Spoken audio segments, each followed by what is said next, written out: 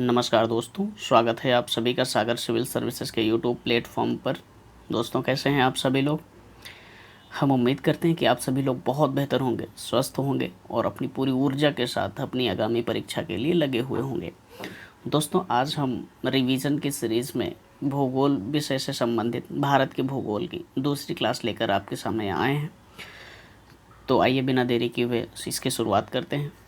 दोस्तों, एक चीज़ यहाँ पर ध्यान देने वाली बात यह है कि अभी हमने जो पिछली क्लास में द्वीप समूहों में से बंगाल की खाड़ी के जो द्वीपों पर जो चर्चा की थी, उसमें से अंडमान निकोबार द्वीप समूह में स्थित जो द्वीप थे उनकी जो कुल संख्या थी वो उसमें 220 लिखी हुई थी। यहाँ पर आप ध्यान रखिएगा 222 है, इसको आप करेक्ट कर लीजिएगा।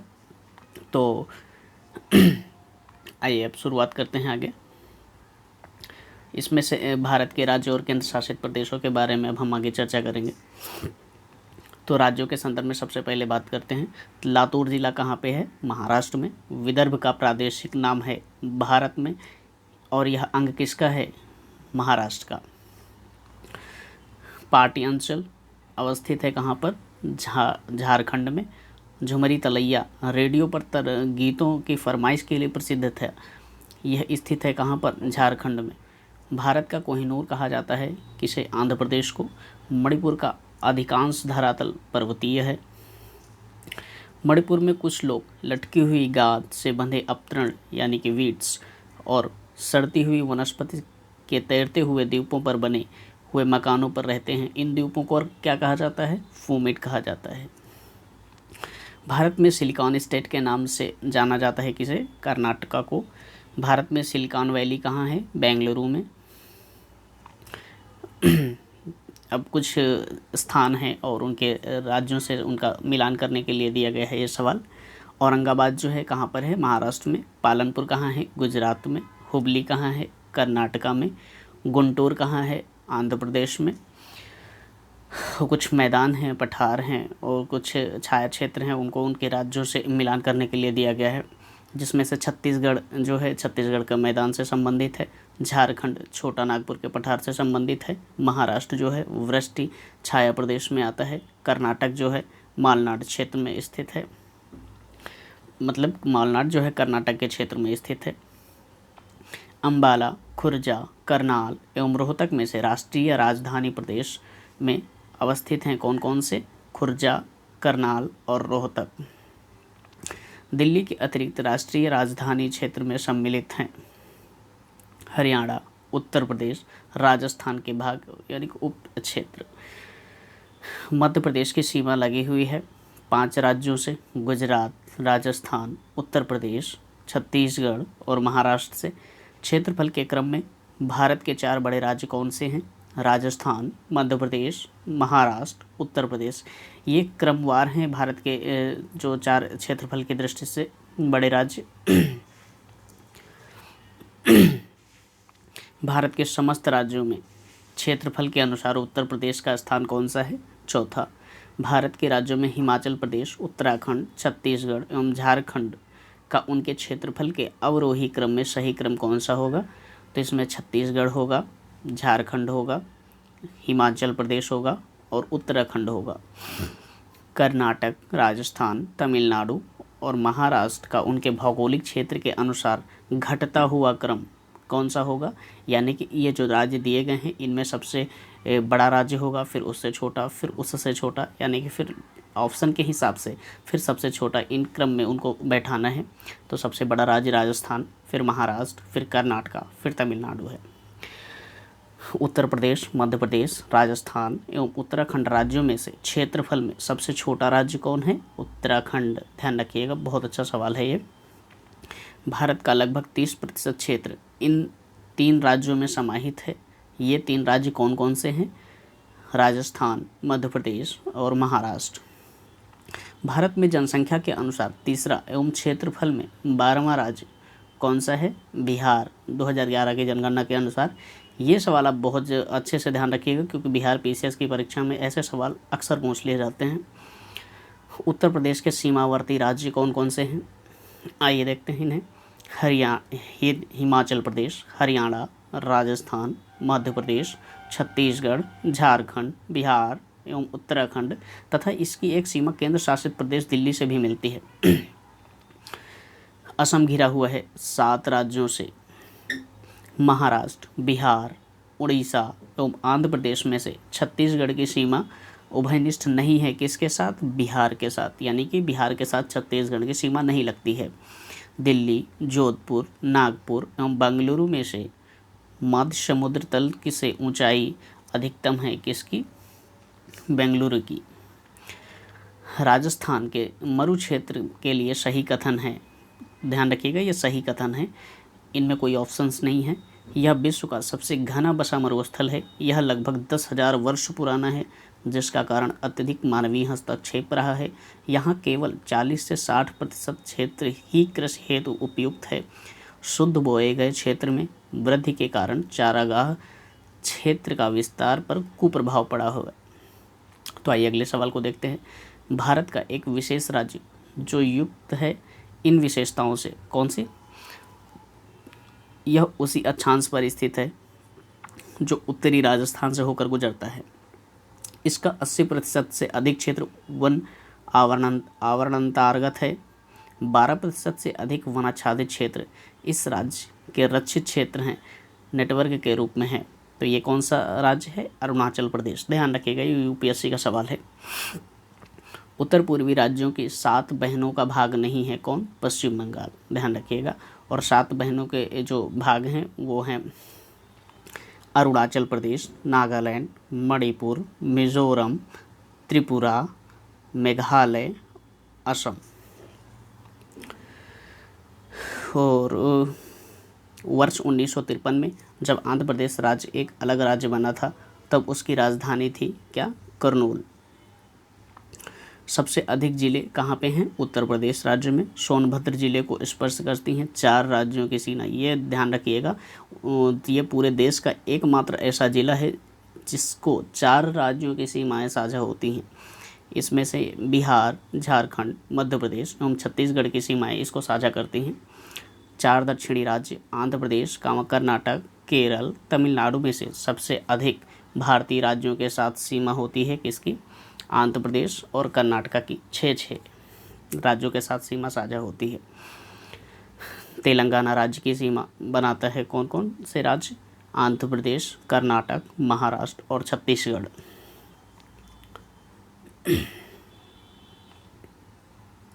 अब आइए कुछ राज्यों की राजधानियों से सवाल जो पूछे गए थे उसमें से मणिपुर की राजधानी क्या है? इम्फाल। गुजरात की राजधानी गांधीनगर। राजस्थान की राजधानी जयपुर। अरुणाचल प्रदेश की राजधानी ईटानगर। भारत के 29वें राज्य तेलंगाना की राजधानी क्या है? हैदराबाद। मिजोरम की राजधानी आइजोल। चंडीगढ़, भुवनेश्वर, बेंगलुरु एवं गांधीनगर में से सुनियोजित राजधानी नगर नहीं है। कौन सा? बेंगलुरु। बेंगलुरु को छोड़कर बाकी चंडीगढ़, भुवनेश्वर और गांधीनगर ये तीनों सुनियोजित रूप से बसे हुए नगर हैं। इनमें से सही सम्मेलन है, यानी कि दिसपुर राजधानी किसकी है? असम की है। कोहिमा राजधानी किसकी है? नागालैंड की है। शिलांग राजधानी किसकी है? मेघालय की है। दिल्ली, उत्तर प्रदेश, हरियाणा और मध्य प्रदेश में से वह राज्य जिसका हिस्सा राष्ट्रीय राजधानी क्षेत्र में सम्मिलित नहीं है। तो ये कौन सा राज्य है? ये मध्य प्रदेश है। जुलाई 2018 तक पटना जिला बिहार के जिलों से संबद्ध सीमा करता था। कितने? 8 जिलों से सीमा साझा करता था। ध्यान रखिएगा, ये बहुत इम्पॉर्टेंट सवाल है बिहार पीसीएस के लिए। पटना राज्य जो है, मतलब पटना ज़िला जो है बिहार का, वो कितने ज़िलों से सीमाएं साझा करता है? वो 8 जिलों से सीमाएं साझा करता है। तो आइए अगले सवाल को देखते हैं। मध्य प्रदेश, कर्नाटक, आंध्र प्रदेश एवं उत्तर प्रदेश में से वह राज्य जो अधिकतम राज्य सीमाओं को छूता है तो उत्तर प्रदेश है। मध्य प्रदेश का वह जिला जो गुजरात एवं राजस्थान राज्यों की सीमाओं को छूता है, झाबुआ जिला। ध्यान रखिएगा, ये मध्य प्रदेश और गुजरात का वह जिला जो राजस्थान की सीमाओं को छूता है, झाबुआ जिला है। आइए अब केंद्र शासित प्रदेशों के बारे में, तृतीय के बारे में देख लेते हैं। भारत में केंद्र शासित राज्यों की संख्या है 8। भारत का सबसे बड़ा संघ राज्य क्षेत्र कौन सा है? दिल्ली। ध्यान रखिएगा, यह सबसे बड़ा संघ राज्य जो पूछा गया है ये जनसंख्या के संदर्भ में होगा तभी दिल्ली होगा, क्योंकि क्षेत्रफल की दृष्टि से सबसे बड़ा जो क्षेत्रफल वाला संघ शासित प्रदेश है वो अंडमान निकोबार है। भारत में सबसे छोटा केंद्र शासित प्रदेश लक्षद्वीप है। पुडुचेरी का क्षेत्र विभाजित पाया जाता है किन राज्यों में? तो ये पुडुचेरी जो केंद्र शासित प्रदेश है ये 3 राज्यों में 4 नामों से अलग अलग रूप में फैला हुआ है। तो ये तीनों राज्य कौन कौन से हैं? तमिलनाडु, केरल, आंध्र प्रदेश, ये तीनों राज्य हैं। त्रिपुरा, दमन एवं दीव, लक्षद्वीप एवं पुडुचेरी में से केंद्र शासित क्षेत्र नहीं है। कौन सा? त्रिपुरा। दमन और दीव के बारे में सत्य कथन है। दमन और दीव के बीच खंभात की खाड़ी है, ये बिल्कुल सत्य है। इसकी राजधानी दमन है, ये भी बिल्कुल सत्य है। दमन राजधानी है किसकी? दादरा नगर हवेली और दमन एवं दीव की। अब जैसे 2020 में इन दोनों केंद्र शासित प्रदेशों को मर्ज कर दिया गया है, तब से इसकी राजधानी दमन हो गई है। भारत के केंद्र शासित प्रदेश हैं दिल्ली, चंडीगढ़, लक्षद्वीप, दादरा नगर हवेली और तथा दमन और दीव, पुडुचेरी, अंडमान निकोबार द्वीप समूह, जम्मू कश्मीर और लद्दाख। अब आइए भारत की प्रजातियों के बारे में, जनजातियों के बारे में थोड़ा देख लेते हैं, क्योंकि अक्सर 1 से 2 सवाल इनके बारे में भी पूछ लिए जाते हैं, चाहे वो किसी भी एग्ज़ाम के हों। तो आइए देख लेते हैं। ये पीले वर्ण के तिर्यक नेत्र, उठी हुई कपोल अस्थि, छुटपुट केश और मध्यम ऊंचाई वाले व्यक्ति होते हैं। ये सारी विशेषताएं किस जनजाति के बारे में इंगित करती हैं? मंगोलाइट जनों के बारे में। उत्तर पूर्वी भारत के पहाड़ी एवं जंगली क्षेत्रों में प्रजातीय समूह पाया जाता है। कौन सा? मंगोलाइट किस्म का।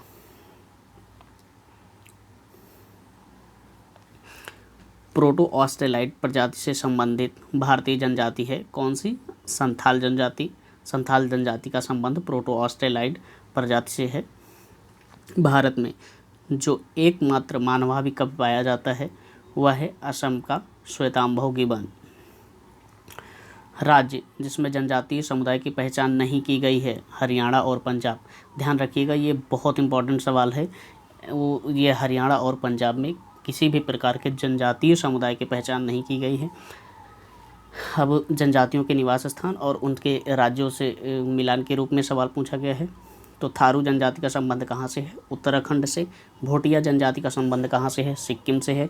मुंडा जनजाति का संबंध कहाँ से है? झारखंड से है। कोल जनजाति का संदर्भ कहाँ से है? संबंध कहाँ से है? महाराष्ट्र से है। वह जनजाति जो दिवाली को शोक का त्यौहार के रूप में मनाती है, थारू जनजाति। वैसे अब ये प्रचलन जो है, ये जो प्रथा थी, अब धीरे धीरे ख़त्म हो रही है। तो आइए आगे के सवाल देखते हैं। थारू लोगों का निवास है कहाँ पर? उत्तर प्रदेश, उत्तराखंड और बिहार में।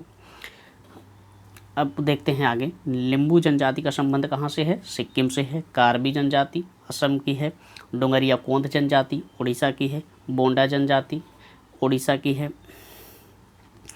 अबोर, गद्दी, लेपचा तथा थारू जनजातियों में से धौलाधर श्रेणी क्षेत्र की प्रमुख जनजाति है। कौन सी? गद्दी जनजाति। यह जम्मू कश्मीर की जनजाति भी है। गद्दी लोग निवासी हैं कहाँ के? हिमाचल प्रदेश के। संथाल निवासी हैं कहाँ से? पूर्वी भारत के। ऋतु प्रवास किया करते हैं कौन से? भूटिया लोग, जो सिक्किम की है। घोड़ों निवासी होते हैं कहाँ के? बोडो निवासी हैं। बोडो जनजाति जो है वो मेघालय की है। वो गारो खासी की पहाड़ियों में रहते हैं। गारो जनजाति मेघालय, असम एवं मिजोरम की है। खासी एवं गारो भाषा बोलने वाली जनसंख्या पाई जाती है कहाँ पर? मेघालय, असम एवं मिजोरम के राज्यों में। चेंचू, लेपचा, डफला और डाफर जनजातियों में से केरल में पाई जाने वाली जनजाति कौन सी है? चेंचू। ध्यान रखिएगा, चेंचू जनजाति केरल की है। भारत की सबसे बड़ी जनजाति कौन सी है? भील जनजाति। टोडा एक जनजाति है जो निवास करती है कहाँ पर? नीलगिरी की पहाड़ियों में। ध्यान रखिएगा इससे, ये कई बार पूछा गया हुआ सवाल है। संथाल, मुंडा, भील एवं थारू में से एक जनजाति जो सरहुल त्यौहार मनाती है, कौन सा सरहुल त्यौहार मनाती है? वो है मुंडा जनजाति। उत्तराखंड की सबसे बड़ी अनुसूचित जनजाति कौन सी है? थारू जनजाति। ये ध्यान रखिएगा उत्तराखंड पीसीएस के लिए। थारू जनजाति उत्तराखंड की सबसे बड़ी जनजाति है। मिजोरम में बस्ती संरोप मुख्यतः कटकों के साथ साथ रैखिक प्रतिरूप में होता है, क्योंकि घाटियाँ कटकों की अपेक्षा अधिक ठंडी होती हैं। सही सुमेलित करना है उनकी जनजातियों को उनके राज्यों से मिलान करने के लिए दिया गया है। भोटिया जनजाति उत्तराखंड उत्तर प्रदेश की निवास करती है। खासी जनजाति मेघालय की है। संथाल जनजाति झारखंड की है। टोडा जनजाति जो है तमिलनाडु की है। और उनके अब त्योहारों को, उनके जो जनजातियाँ त्यौहार, विभिन्न प्रकार के त्यौहार जो मनाती हैं, कौन सा त्यौहार जनजातियों के द्वारा किस राज्य में मनाया जाता है, अब इस सेशन के संबंध में एक सवाल पूछा गया है। बिहू जो है वो असम में मनाया जाता है। ओडम जो है केरल में मनाया जाता है। पोंगल जो है तमिलनाडु में मनाया जाता है। वैसाखी जो है पंजाब में मनाया जाता है।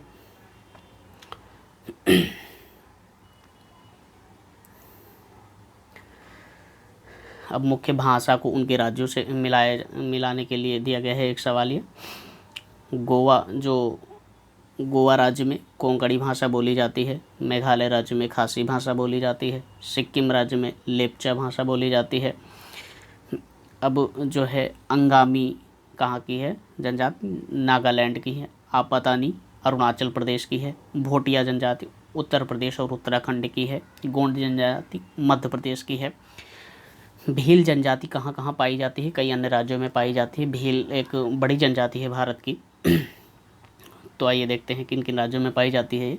महाराष्ट्र, गुजरात, राजस्थान एवं मध्य प्रदेश, इन 4 राज्यों में भील जनजातियाँ सबसे अधिक मात्रा में पाई जाती हैं।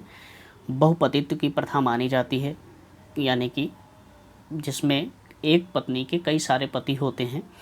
तो ये प्रथा किन किन जनजातियों में प्रचलित है? जौनसारी, टोडा, खस, कोटा, बोटा, तिवान, इरावा एवं नायर जनजातियों में। तो आइए जनजातियों को उनके निवास स्थल से फिर सवाल पूछा गया है। भील जनजाति राजस्थान, संथाल जनजाति झारखंड, राजी उत्तराखंड की है। बीरहोर जनजाति कहाँ की है? झारखंड की। भूटिया जनजाति कहाँ की है? सिक्किम की। टोडा जनजाति कहाँ की है? तमिलनाडु की। सेंटलनीज जनजाति कहाँ की है? अंडमान निकोबार द्वीप समूह की। अब फिर देखिए कई बार वही सवाल सीधे सीधे पूछे गए हैं, किसी में कुछ ऑप्शन चेंज कर दिए गए हैं, किसी में पूरा सवाल ही रिपीट कर दिया गया है।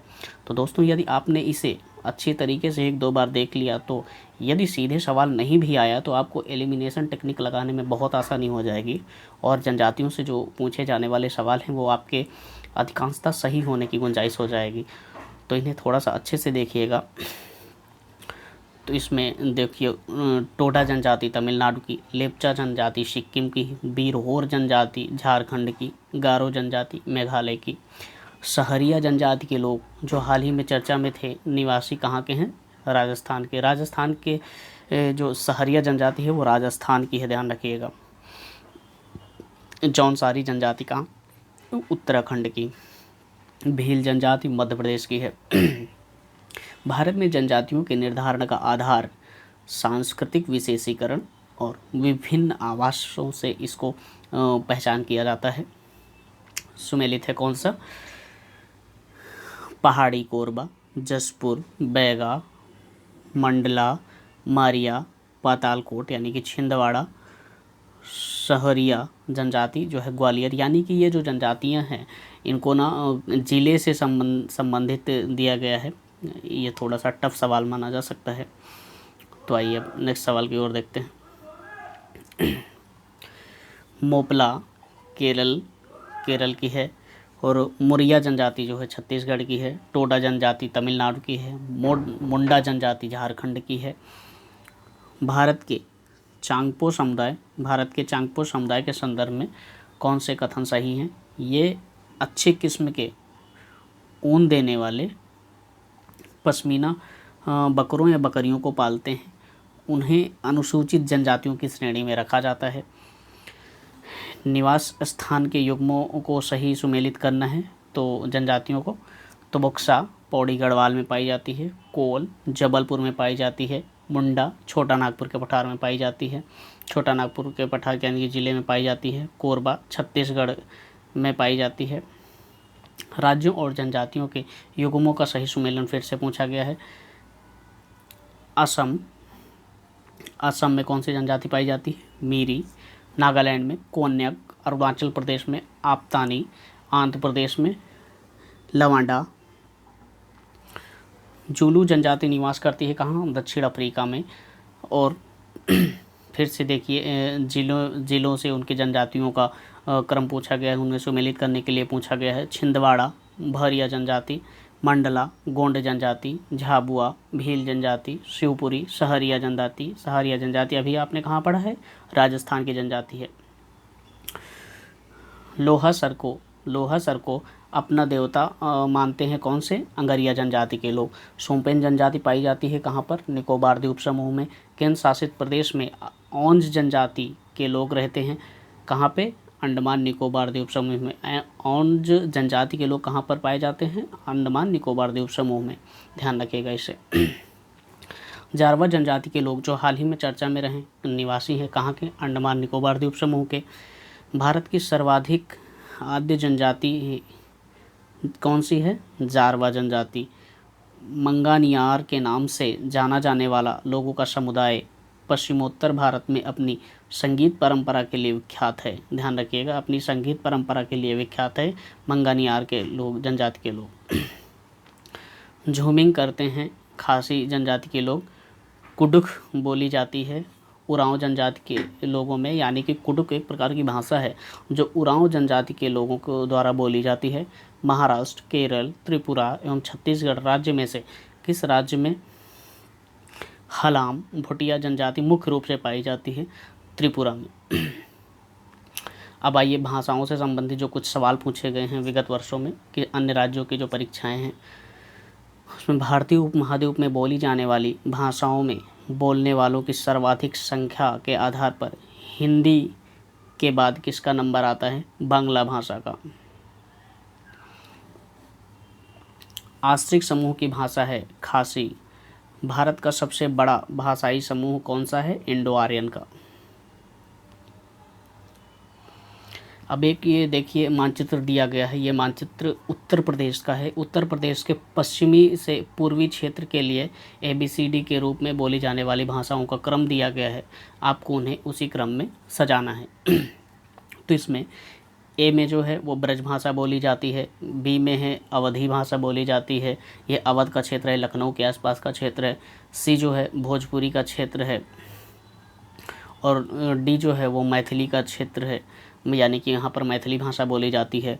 वर्ष 2014 में प्राच्य भाषा का दर्जा दिया गया है किसे? ओडिया भाषा को।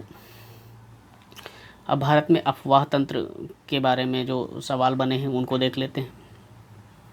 गंगा नदी तंत्र से जो सवाल बने हैं आइए देखते हैं। गंगा नदी उदाहरण है किसका? पूर्ववर्ती अफवाह का। ये बहुत बार सवाल पूछा गया है और बहुत सारे एग्जामों में पूछा जाता है, तो ध्यान रखिएगा इसे। गंगा नदी किसका उदाहरण है? पूर्ववर्ती अफवाह का। बांग्लादेश में गंगा नदी को पुकारा जाता है किस नाम से? पद्मा नाम से। सुंदरवन डेल्टा का निर्माण करने वाली नदियाँ गंगा और ब्रह्मपुत्र की नदियाँ हैं। गंगा बहुत ही दूषित नदी है क्योंकि जो नदी जितनी पवित्र होती है उतनी अधिक दूषित होती है। एक ऑप्शन तो सही है, यानी कि ए तो कथन सही है, लेकिन आर गलत है। इसका कोई लॉजिक नहीं है कि जो नदी जितनी अधिक पवित्र होगी उतनी ही अधिक दूषित होगी, तो इसलिए ए सही है, आर गलत है। गंगा के जलोढ़ मृदा में की गहराई भूमि सतह से लगभग कितने नीचे तक पाई जाती है? तो 6000 मीटर तक पाई जाती है। बहुत मोटी परत के रूप में गंगा के मैदानी क्षेत्र में जलोढ़ मृदा का निक्षेप है। इसमें से जो सत्य कथन है, देवप्रयाग अलकनंदा एवं भागीरथी के संगम पर स्थित है। ध्यान रखिएगा, देवप्रयाग अलकनंदा और भागीरथी नदी के संगम पर स्थित है।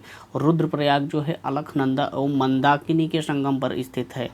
अलकनंदा नदी बद्रीनाथ से बहती है, यानी कि बद्रीनाथ के बगल से अलकनंदा नदी बहती है। अब स्थल और उनकी नदियों के नाम हैं, किन किन नदियों के संगम पर कौन कौन सा स्थल है? तो रुद्रप्रयाग जो है अलकनंदा और मंदाकिनी के संगम पर स्थित है। अलकनंदा और नंदाकिनी के संगम पर नंद प्रयाग है। ध्यान रखिएगा, यहाँ पे नंदाकिनी है तो उससे आप याद रखिएगा नंद प्रयाग है। मंदाकिनी से रुद्रप्रयाग आप याद रख लीजिएगा। अलकनंदा और पिंडार नदी के संगम पर कर्णप्रयाग है। इसमें आप ध्यान रखिएगा पिंडार रा लास्ट में आ रहा है तो उससे आप कर्ण को ऐड कर सकते हैं, तो अपने मस्तिष्क में बिठाने के लिए याद कर सकते हैं इसे। अलकनंदा और भागीरथी के संगम पर देवप्रयाग स्थित है। अलकनंदा तथा भागीरथी के संगम पर देवप्रयाग स्थित है। देखिए फिर से वही सवाल रिपीट हुआ है। मंदाकिनी नदी जल प्रवाह अथवा मुख्य नदी संबंधित है किससे? अलकनंदा से। केदारनाथ से रुद्रप्रयाग के मध्य बहती है कौन सी? मंदाकिनी नदी। ये ध्यान रखिएगा आप, केदारनाथ से रुद्रप्रयाग के मध्य कौन सी नदी बहती है? मंदाकिनी नदी। वह नदी का तट जिस पर बद्रीनाथ का प्रसिद्ध मंदिर है, अलकनंदा नदी। भारत की सबसे बड़ी नदी कौन सी है? गंगा नदी।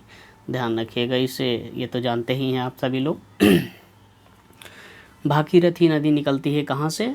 गोमुख से। गंगा नदी की एकमात्र सहायक नदी जिसका उद्गम मैदान में होता है, गोमती नदी। ये बहुत अच्छा सवाल है, ध्यान रखिएगा इसे। दिल्ली और आगरा के मध्य वर्ष के अधिकांश समय में यमुना नदी मृत हो जाती है। ये भी दूसरा कारण जो है, यमुना असतत वाहिनी नदी है, जो कि गलत है। दिल्ली और आगरा के मध्य वर्ष के अधिकांश समय में यमुना नदी जो होती है मृत हो जाती है। यहाँ पर बहुत ज़्यादा प्रदूषण हो जाता है इसका। यहाँ से इसमें इतना प्रदूषण मिलाया जाता है, इसके जल का रंग बदल जाता है, हरा हो जाता है। इसे हरा सूप भी बोला जाता है। और जबकि यमुना असतत वाहिनी नदी नहीं है, ये सतत वाहिनी नदी है, हिमालयी क्षेत्र से निकलती है। तो आइए अब दूसरा सवाल देखते हैं। बेतवा, चंबल, केन तथा रामगंगा नदियों में से यमुना की सहायक नदी नहीं है कौन सी? रामगंगा। रामगंगा किसकी सहायक नदी है? गंगा की सहायक नदी है, ध्यान रखिएगा इसे। सॉरी, यमुना नदी का उद्गम स्थान कहाँ से है? बंदरपूंछ ग्लेशियर की चोटी से है। बेतवा नदी मिलती है कहाँ आके? यमुना से। गंगा की वह सहायक नदी जो उत्तर वाहिनी है, सोन नदी, यानी कि गंगा की जो सहायक नदियों में से दक्षिण से उत्तर की ओर बहती है और बहुत बड़ी अन्य नदियों से की अपेक्षा बड़ी नदी मानी जाती है, तो सोन नदी है। और ये अमरकंटक से निकलती है, ध्यान रखिएगा इसे।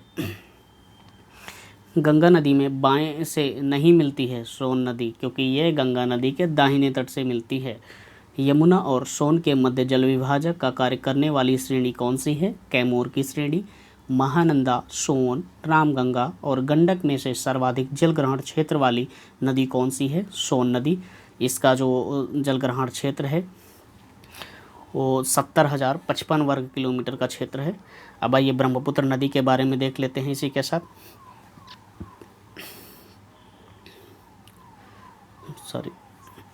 तिब्बत में उत्पत्ति पाने वाली ब्रह्मपुत्र, इरावदी और मेकांग नदियाँ अपने ऊपरी पाटों में संकीर्ण और समानांतर पर्वत श्रेणियों से होकर प्रवाहित होती हैं। इन नदियों में ब्रह्मपुत्र भारत में प्रविष्ट होने के ठीक पहले अपने प्रवाह में एक यू टर्न लेती है। यह यू टर्न बनता है किसके कारण? भूवैज्ञानिक तरुण हिमालय के अक्ष संघीय नमन के कारण। यह यूपीएससी का सवाल है, लेकिन कई बार स्टेट पीसीएस में भी इसे मॉडिफाइड करके पूछा गया है। तो ये दूसरा सवाल देखते हैं।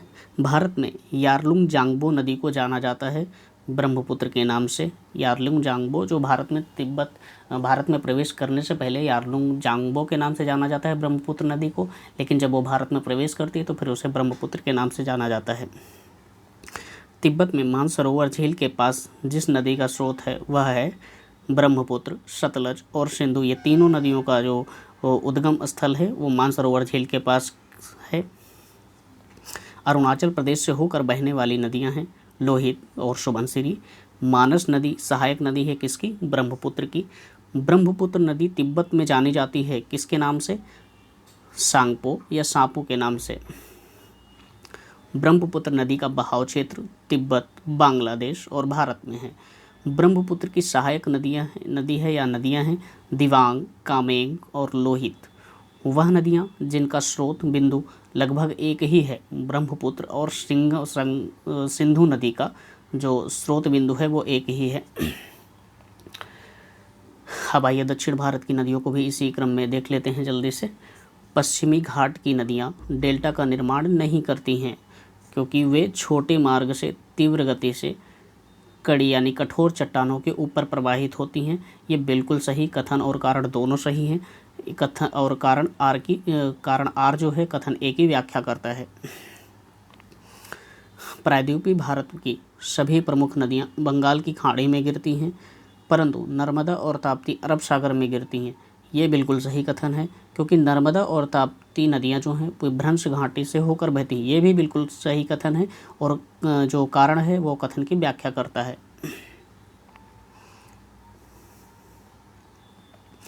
नर्मदा नदी पश्चिम की ओर बहती है, जबकि अधिकांश प्रायद्वीपीय नदियाँ पूर्व की ओर बहती हैं, क्योंकि यह एक रेखीय विभ्रंश यानी कि रिफ्ट घाटी में बहने वाली नदी है, इसलिए यह पश्चिम की ओर बहती है। बाकी सारी नदियाँ जो पश्चिमी घाट की बड़ी नदियाँ हैं वो पूर्व की ओर बहती हैं। नर्मदा घाटी जिन पर्वत श्रृंखलाओं के बीच स्थित है वह है विंध्य और सतपुड़ा के पर्वत श्रृंखलाएँ। ये कथन और कारण का एक सवाल और है। नर्मदा अपने मुहाने पर डेल्टा का निर्माण करती है, वह एक भ्रंश घाटी में बहती है। नहीं, डेल्टा का निर्माण नहीं करती है। नर्मदा और ताप्ती नदियाँ अपने मुहाने पर एस्चुअरी का निर्माण करती हैं। ध्यान रखिएगा, ये बहुत पिन पॉइंट है जहाँ से गलत करवाने के लिए एग्जामिनर द्वारा सवाल दिए जाते हैं।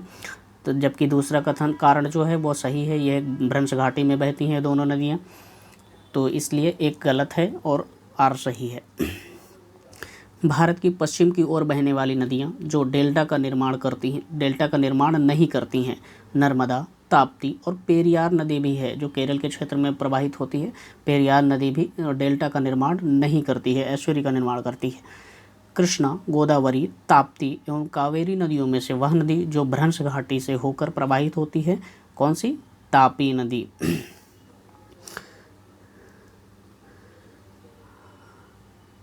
राजनांदगांव, रायपुर, बस्तर, कोरबा जनपदों में से नर्मदा बेसिन का भाग है, कौन सा? राजनांदगांव।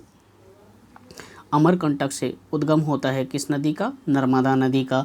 नर्मदा घाटी किसका उदाहरण है? भ्रंश घाटी का। ध्यान रखिएगा, रिफ्ट घाटी या भ्रंश घाटी से होकर बहने वाली नदी कौन सी है? नर्मदा नदी। देखिए, बार बार उसी सवाल को किस तरह से मॉडिफाइड करके पूछा जा रहा है आपसे। रिफ्ट घाटी या भ्रंश घाटी से होकर बहने वाली नदी है नर्मदा नदी। पश्चिमी वाहिनी नदियों में से दो पर्वत श्रेणियों के बीच से बहने वाली नदी कौन सी है? नर्मदा नदी। तवा किसकी सहायक नदी है? नर्मदा नदी की। गोदावरी, ताप्ती, कृष्णा और महानदी में से अरब सागर में गिरने वाली नदी कौन सी है? ताप्ती नदी। वह नदी जो 3 बार 2 धाराओं में विभक्त होती है और कुछ मील आगे चलकर पुनः मिल जाती है। इस प्रकार श्रीरंगपट्टनम, शिवसमुद्रम और श्रीरंगम के द्वीपों का निर्माण होता है। ऐसा कौन सी नदी करती है? कावेरी नदी। ये यूपीएससी का सवाल है। कावेरी नदी का उद्गम कहाँ से है? ब्रह्मगिरी की पहाड़ियों से है। ध्यान रखिएगा इसे। कावेरी नदी जिन राज्य या संघराज्य क्षेत्रों से होकर प्रवाहित होती है वो कौन से हैं? कर्नाटक, केरल, तमिलनाडु और पुडुचेरी। दक्षिण की गंगा किसे कहा जाता है? बहुत बार पूछा गया सवाल है, ध्यान रखिएगा। दक्षिण की गंगा कावेरी नदी को कहा जाता है। कृष्णा नदी जल विवाद जो है किन किन राज्यों के मध्य है? आंध्र प्रदेश, तेलंगाना, कर्नाटका और महाराष्ट्र के मध्य। वह नदी जिनको जोड़ने का कार्य किया गया है गोदावरी और कृष्णा नदियों का, यानी कि ऑप्शन पर डिपेंड करता है किन की बात की जा रही है। गोदावरी, कावेरी, ताप्ती और महानदियों में से वह नदी जो एस्चुअरी बनाती है ताप्ती नदी बनाती है।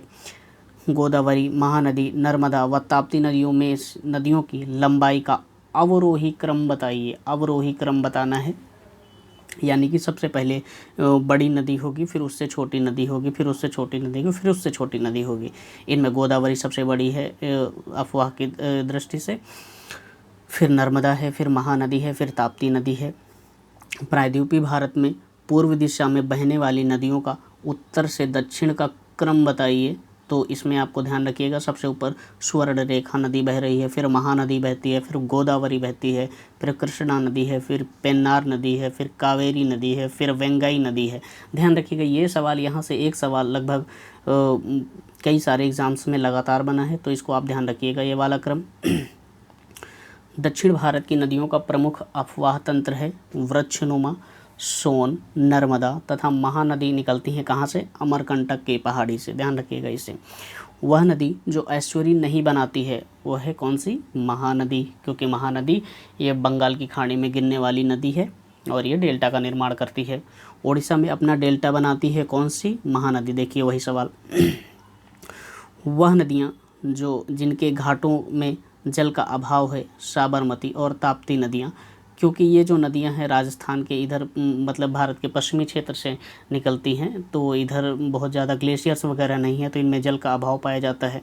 मानसून के दौरान भी मानसून से वर्षा इन क्षेत्रों में उतनी अधिक होती नहीं है, तो इसलिए इसमें जल उतना ज़्यादा हो नहीं पाता, इसलिए इनमें जल का अभाव पाया जाता है।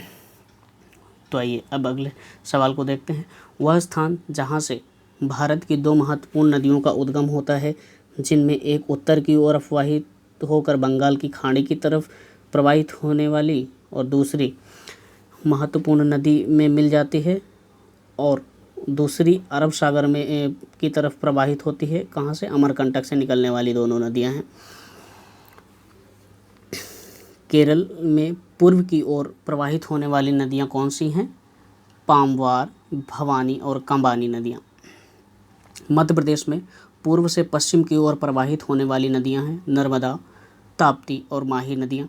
नर्मदा, माही, गोदावरी और कृष्णा नदियों में से सर्वाधिक बड़ा जलग्रहण क्षेत्र किसका है? गोदावरी नदी का, यह ध्यान रखिएगा। प्रायद्वीपीय भारत की सबसे लंबी नदी कौन सी है? गोदावरी नदी है। प्रायद्वीपीय भारत की सबसे लंबी नदी गोदावरी नदी है।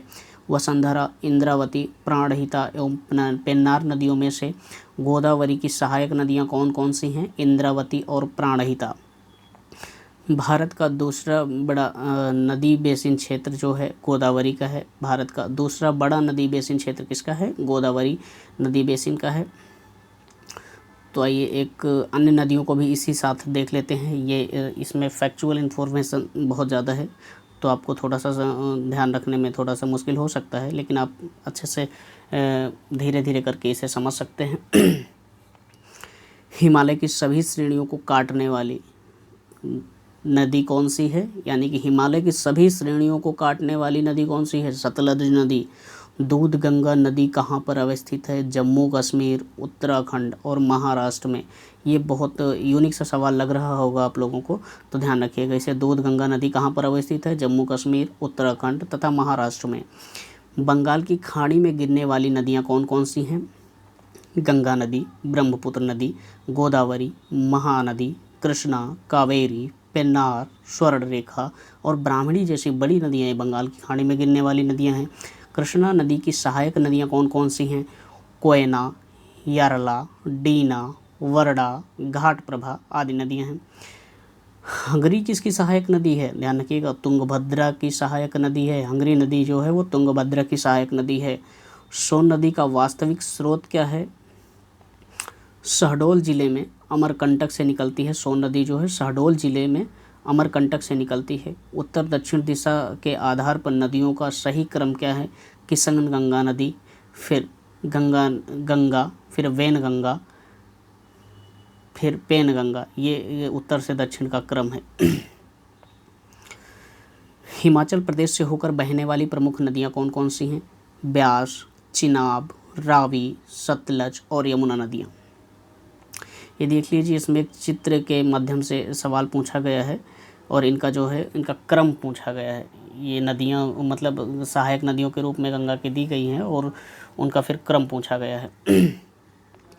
तो 1 नंबर जो है वो गंडक को डिनोट करता है, 2 नंबर जो है गंगा को डिनोट करता है और 3 नंबर गोमती को और 4 नंबर घाघरा को डिनोट करता है। तो आप इसे ध्यान रखिएगा थोड़ा सा।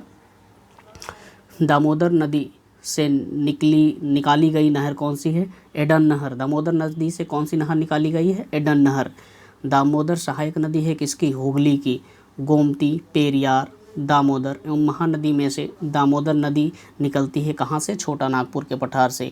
गोमती, पेरियार, दामोदर और महानदी में से छोटा नागपुर के पठार से निकलने वाली नदी कौन सी है? दामोदर नदी। छोटा नागपुर के पठारी क्षेत्र कोयला के लिए बहुत फेमस है और उसी में दामोदर नदी बेसिन का क्षेत्र जो है वो सबसे ज़्यादा कोयला बेसिन का क्षेत्र भी कहा जाता है, उसमें पाया जाता है सबसे ज़्यादा कोयला। तो आइए अगले सवाल की ओर देखते हैं। पूर्व की ओर बहने वाली भारत की नदी जिसमें निम्नावलन यानी कि डाउन वार्पिंग के कारण विभ्रंश घाटी है, तो कौन सी है? तो दामोदर घाटी है, दामोदर नदी घाटी है। गोमती, पेरियार, दामोदर एवं महानदी में से भारत की सर्वाधिक प्रदूषित नदी कौन सी है? तो ये दामोदर नदी है।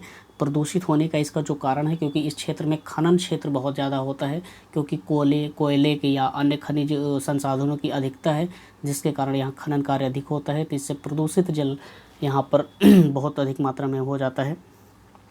भारत में भूमि बंधित नदी कौन सी है? लूनी नदी। भूमि बंधित नदी का मतलब ये है कि यह ना तो अरब सागर में गिरती है जाके और ना ही बंगाल की खाड़ी में गिरती है जाके, यह स्थलीय क्षेत्र में ही विलीन हो जाती है, इसे भूमि बंधित नदी कहा जाता है। लूनी नदी के संदर्भ में सही कथन कौन सा है? यह कच्छ के रण की दलदली भूमि में ही लुप्त हो जाती है। देखिए अभी आपने जो देखा है वही हमने बताया था। माही, घग्गर, नर्मदा एवं कृष्णा नदियों में से अंतःस्थलीय अफवाह नदी का उदाहरण कौन सा है? घग्गर। सबसे अधिक नदी पथ परिवर्तन मैक्सिमम शिफ्टिंग ऑफ कोर्स करने वाली नदी कौन सी है? कोसी नदी। खारी नदी जिस अफवाह तंत्र का अंग है वह है किसका? बंगाल की खाड़ी के अफवाह तंत्र का अंग है। वह नदी जिसका स्रोत हिमनदों से नहीं है, कौन सी नदी का? कोसी नदी का। त्रिवेणी नहर में पानी आता है गंडक नदी से। त्रिवेणी नहर में पानी कहाँ से आता है? गंडक नदी से। बिहार की वह नदी जिसने वर्ष 2008 में अपना मार्ग परिवर्तित किया एवं आपदा की स्थिति उत्पन्न कर दी, कोसी नदी है। इसे बिहार का शोक भी कहा जाता है, ध्यान रखिएगा इसे। भारत की नदियों स्पीति, सतलज, श्योक, जास्कर में से उत्तर से दक्षिण की ओर जाते हुए इन नदियों का सही क्रम कौन सा होगा? सबसे ऊपर श्योक होगी, फिर जास्कर होगी, फिर स्पीति होगी, फिर सतलज नदी होगी। संथाल परगना में रहने वाला दुमका का हिजला मेला आयोजित किया जाता है कहाँ से? आयोजित किया जाता है मयूराक्षी नदी पर, यानी कि मयूराक्षी नदी पर दुमका का हिजला मेला आयोजित किया जाता है संथाल परगना में। दो राज्यों में पहली बार दो नदियों को जोड़ने की परियोजना के संबंध में समझौते के स्मृति पत्र पर हस्ताक्षर किए गए हैं। राज्यों और नदियों के नाम कौन कौन से हैं? उत्तर प्रदेश और मध्य प्रदेश ये दोनों राज्य हैं, और दोनों नदियां कौन सी हैं? केन और बेतवा ये दोनों नदियां हैं। उत्तर प्रदेश एवं मध्य प्रदेश राज्यों में संयुक्त राजघाट नदी घाटी परियोजना लागू की गई है। वह कहाँ पर स्थित है? वह किस नदी पर स्थित है? बेतवा नदी पर। काली नदी जो है भारत के दक्षिणी भाग में पूर्व की ओर बहने वाली नदी है। सॉरी, एक मिनट। काली नदी भारत के दक्षिणी भाग में पूर्व की ओर बहने वाली नदी है, और कारण आर जो इसका दक्कन पठार अपने पश्चिमी किनारे पर उच्चता पर है, और पूर्व में बंगाल की खाड़ी की दिशा में उसकी गति मंद की प्रवणता है। तो दूसरा तो सही है, लेकिन ये नेपाल से निकलती है। भारत के दक्षिणी भाग में नहीं है। काली नदी नेपाल से निकलती है, भारत के उत्तरी क्षेत्र में पाई जाती है। भारत में विश्व का सबसे ऊंचा पुल बनाया जा रहा है कहाँ पर? चेनाब नदी पर। महात्मा गांधी सेतु स्थित है कहाँ पे? बिहार में स्थित है। बिहार में महात्मा गांधी सेतु स्थित है। ब्यास नदी, रावी नदी, चेनाब नदी एवं सतलज नदी में से वह नदी जिसका उद्गम स्थल भारत में नहीं है, सतलज नदी का उद्गम स्थल कहाँ से है? तिब्बत के मानसरोवर झील के पास से। कपिली जिसकी सहायक नदी है वह कौन सी नदी है? ब्रह्मा, यानी कि ब्रह्मपुत्र नदी। कापिली जो सहायक नदी है किसकी? ब्रह्मपुत्र की सहायक नदी है, ध्यान रखिएगा इसे। गोदावरी की सहायक नदी कौन सी है? मंजरा। कृष्णा नदी की सहायक नदी कौन सी है? भीमा। ब्रह्मपुत्र की तीस्ता। गोदावरी की इंद्रावती। क्षिप्रा, कालसिंधी, बेतवा एवं पार्वती में से वह नदी जो चंबल में नहीं बह मिलती है? बेतवा नदी। क्षिप्रा, कालसिंध, बेतवा एवं पार्वती में से वह नदी जो चंबल में नहीं मिलती है, कौन सी नदी? बेतवा नदी। चंबल, दामोदर, गंडक एवं रामगंगा में से वह नदी जो अपने भ्रंश घाटी प्रवाह के लिए प्रसिद्ध है, तो वो है दामोदर नदी घाटी। तो आइए अभी कुछ और सवाल बस लास्ट में देख लेते हैं थोड़ा सा। वह नदी जिसके ऊपरी मार्ग में मीठा जल परंतु निचले मार्ग में खारे जल का अफवाह होता है वह है लूनी नदी। मोरीबंद डेल्टा किसका उपभाग है? बंगाल डेल्टा का। अध्यारोपित नदी का उदाहरण कौन सा है? चंबल नदी। संकोच नदी सीमा बनाती है किसकी? असम और पश्चिम बंगाल के बीच की। वह नदी जो मध्य प्रदेश से निकलती है और खंबात की खाड़ी में गिरती है कौन सी है? माही नदी। किशन गंगा एक सहायक नदी है किसकी? झेलम नदी की। सर्वाधिक मीठी नदी जिस झील से निकलती है वह है विहार झील। महानंदा, सोन, रामगंगा एवं गंडक में से वह नदी जिसका जलग्रहण क्षेत्र सर्वाधिक है सोन नदी का। ब्रह्मपुत्र, गंगा, गोदावरी एवं सिंधु में से भारत की सबसे लंबी नदी कौन सी है? गंगा नदी। नदियों के किनारे बसे नगर शहर जो हैं इनसे भी कई बार सवाल पूछे जाते हैं, तो आइए इन्हें जल्दी से इसी में देख लेते हैं क्योंकि अभी बहुत सारा रिवीजन करना है तो फिर अभी क्लासें और भी लेनी पड़ेंगी। तो आइए देख लेते हैं इसे जल्दी से। गंगा नदी के किनारे का सबसे बड़ा शहर कौन सा है? कानपुर। भागीरथी नदी के किनारे स्थित शहर कौन सा है? उत्तरकाशी। लेह किस नदी के किनारे अवस्थित है? सिंधु नदी के दाएं तट पर अवस्थित है लेह, ध्यान रखिएगा इसे। लुधियाना किस नदी के तट पर अवस्थित है? सतलज नदी के। हैदराबाद मूसी नदी के तट पर अवस्थित है। भुवनेश्वर अवस्थित नहीं है, ध्यान रखिएगा, यहाँ पर नहीं शब्द लगाया हुआ है इसलिए भुवनेश्वर महानदी के तट पर अवस्थित नहीं है।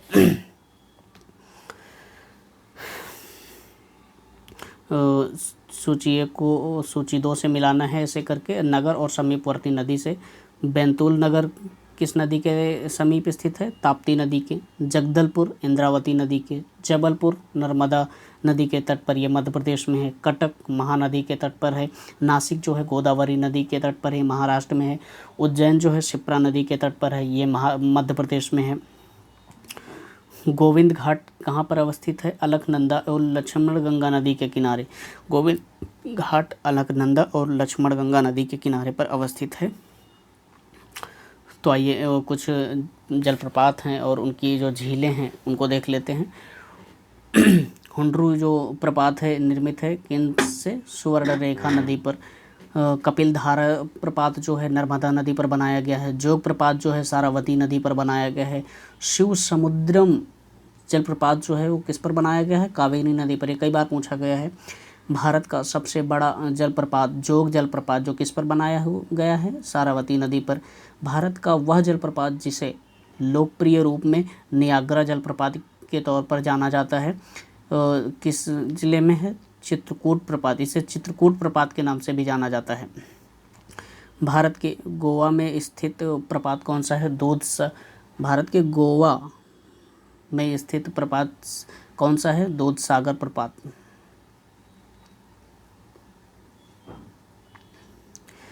भेड़ा घाट पर स्थित प्रपात कौन सा है? धुआंधार जलप्रपात, ये मध्य प्रदेश में है। विश्व जलप्रपात डाटाबेस की वर्तमान स्थिति के अनुसार भारत का सबसे ऊंचा जलप्रपात कौन सा है?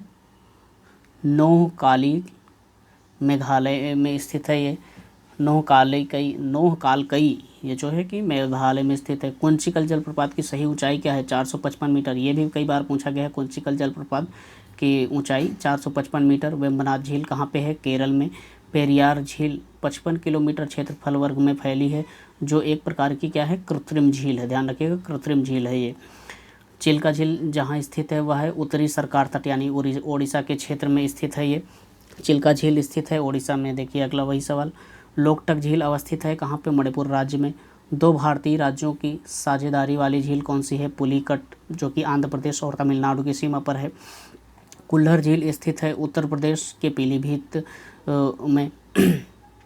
लोनार झील जो है महाराष्ट्र में अवस्थित है। नक्की झील राजस्थान में अवस्थित है। कोल्लेरू झील आंध्र प्रदेश में स्थित है। डल झील कश्मीर घाटी में स्थित है। पुल्लिकट झील कहाँ है? आंध्र प्रदेश और तमिलनाडु की सीमा पर। असम में स्थित झील कौन सी है? चपनाला झील। चपनाला झील कहाँ पर स्थित है? असम में। रहस्यमयी झील किसे कहा जाता है? रूपकुंड को रहस्यमयी झील कहा जाता है। ये कहाँ पर है? उत्तराखंड में। जम्मू एवं कश्मीर में अवस्थित झील है अंचार झील श्रीनगर में स्थित है। अंचार झील कहाँ पर स्थित है? जम्मू और कश्मीर में। अष्टमुडी झील कहाँ पर है? केरल में है। पुलिकट झील जो है तमिलनाडु है। और रूपकुंड जो है उत्तराखंड में है। सूरज कुंड जो है कहाँ पर है? हरियाणा में। पुलिकट झील तमिलनाडु आंध्र प्रदेश राज्यों की सीमा पर कोरोमंडल तट पर स्थित है और ये खारे पानी की झील है। इस बात को ध्यान रखिएगा आप। बर्फ़ से ढकी झील घेपन कहाँ पर स्थित है? हिमाचल प्रदेश में। यानी कि घेपन झील कहाँ पर स्थित है? वो हिमाचल प्रदेश में स्थित है। कयाल क्या है? केरल में एक प्रकार के लैगून है। कयाल किसे कहा जाता है? केरल में एक प्रकार के लैगून है, उन्हें कयाल कहा जाता है। सुएज नहर क्षेत्र में उत्तर से दक्षिण दिशा की ओर पड़ने वाली झीलों का सही क्रम क्या है? यानी कि सुएज नहर जो है उसमें उत्तर से दक्षिण की ओर जो झीलों का क्रम पड़ता है उसको बताना है। तो लेक मंजला सबसे ऊपर, फिर लेक टिमसा, फिर ग्रेट बियर लेक, फिर लिटिल बिटर लेक। तो ये हमारा जो सेकंड पार्ट था रिवीजन का, यहीं पर अभी रोकते हैं क्योंकि वीडियो बहुत लंबी हो गई है।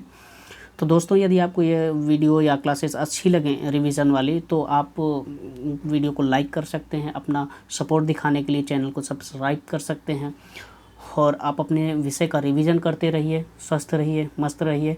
फिर अगले वीडियो के साथ मिलते हैं। नमस्कार, धन्यवाद।